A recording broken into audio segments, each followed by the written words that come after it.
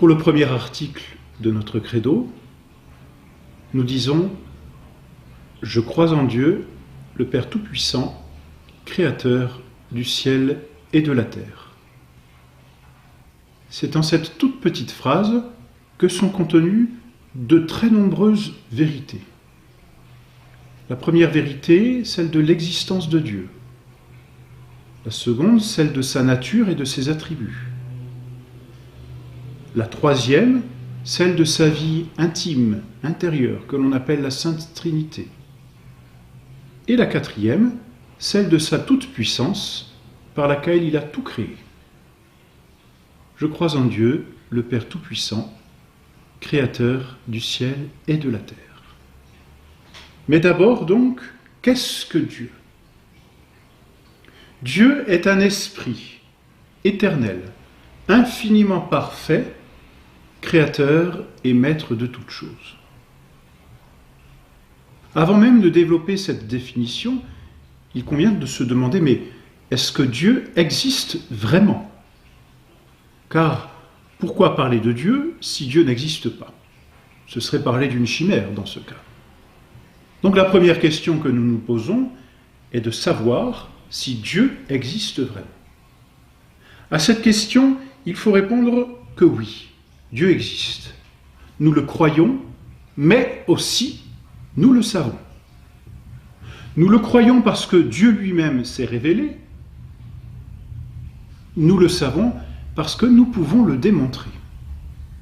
Et c'est même, subtilité parfaite, un article de notre foi qu'il faut croire, que l'existence de Dieu est démontrable par la raison. Je crois que Dieu existe parce qu'il l'a dit lui-même. C'est le témoignage des Écritures. Mais je peux démontrer aussi que Dieu existe par ma propre raison, par mon intelligence.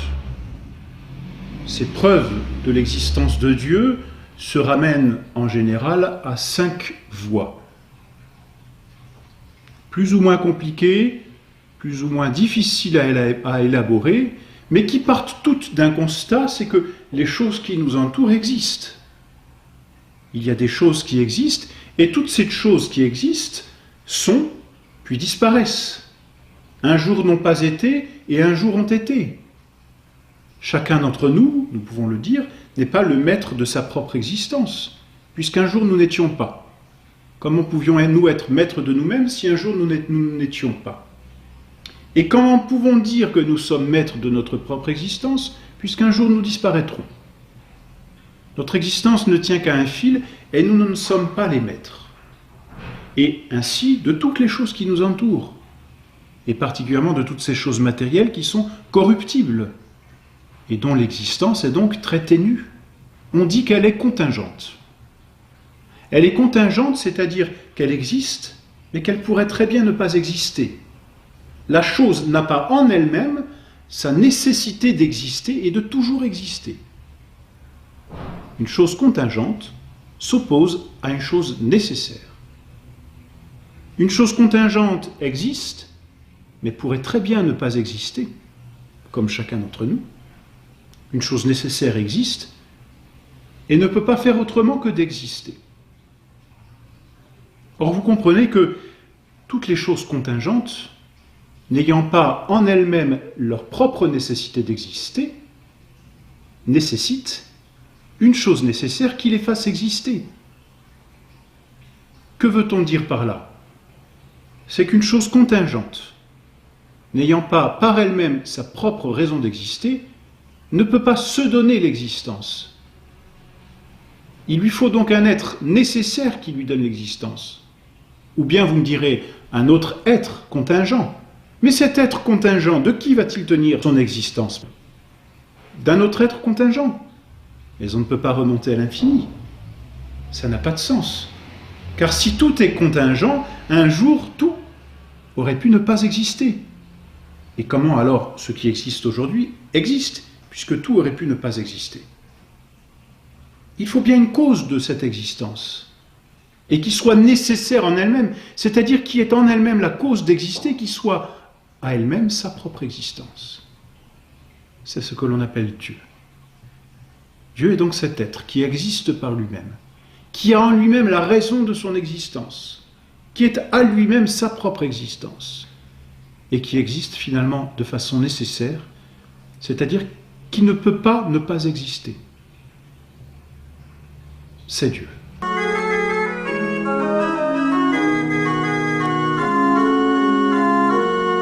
On peut voir les choses sous un autre angle, et on peut constater dans l'univers un ordre que l'homme n'a pas mis, c'est entendu.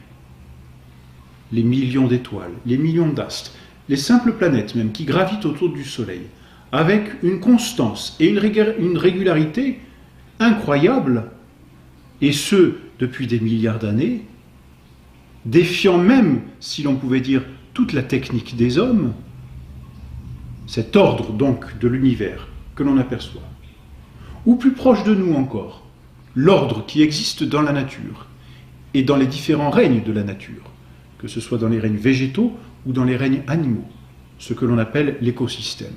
Cet ordre que l'homme n'a pas mis, et dont pourtant il jouit agréablement, cet ordre nécessite quelqu'un qui a mis de l'ordre, un ordonnateur, un ordinateur, en tout cas une intelligence qui a mis de l'ordre, car c'est le propre du sage que d'ordonner, c'est-à-dire de mettre de l'ordre. Seul celui qui est sage est capable de mettre de l'ordre. Il existe donc au-dessus, ou plutôt au-delà de l'univers, un premier principe ou une intelligence première qui soit la raison et la cause de l'ordre dans l'univers. Cette intelligence, nous l'appelons Dieu.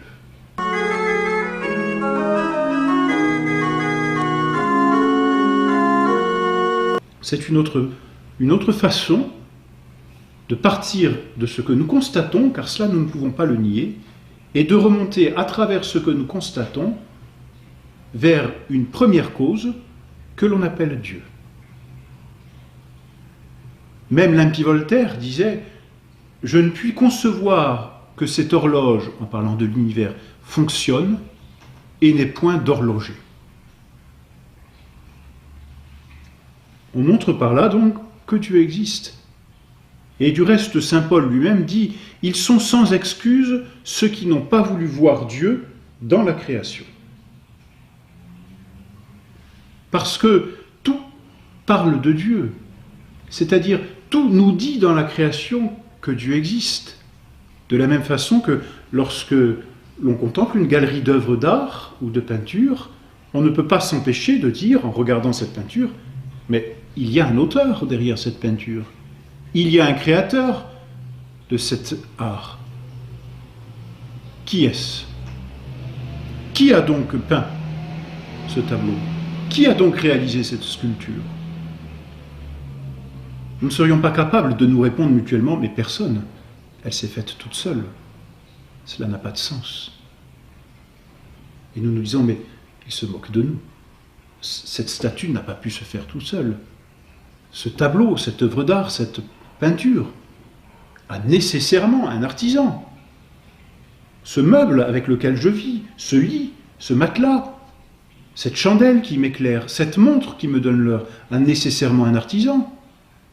Et aujourd'hui, la preuve en est, c'est que tout ce qui existe porte la marque de celui qui l'a fait. Et la création ne porterait pas la marque de Dieu. Mais si, l'ordre qui existe dans la création manifeste l'existence d'un ordonnateur et d'une intelligence suprême, c'est Dieu.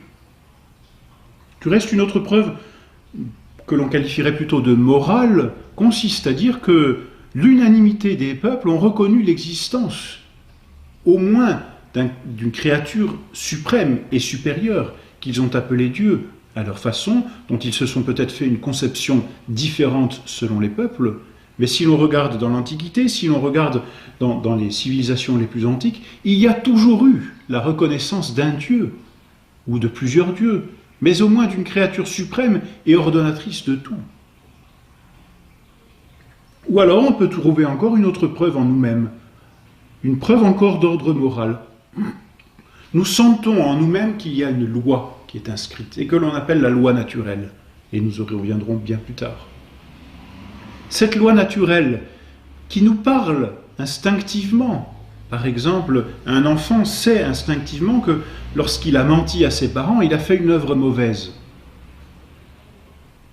Un être humain sait que, instinctivement, tuer un innocent est une chose épouvantable. C'est comme dans son instinct, cette loi naturelle. Or, d'où lui vient cette loi, sinon d'un législateur suprême qui soit le maître de cette loi? Eh bien, ce législateur suprême, nous l'appelons Dieu. Ainsi, Dieu existe, il est la première cause de l'univers, il est l'intelligence suprême de l'univers, mais mieux encore, il est le bien vers lequel tout l'univers est ordonné. C'est Dieu. Ainsi, nous croyons que Dieu existe, je crois en Dieu, le Père Tout-Puissant, mais nous savons, par notre propre raison, que Dieu existe.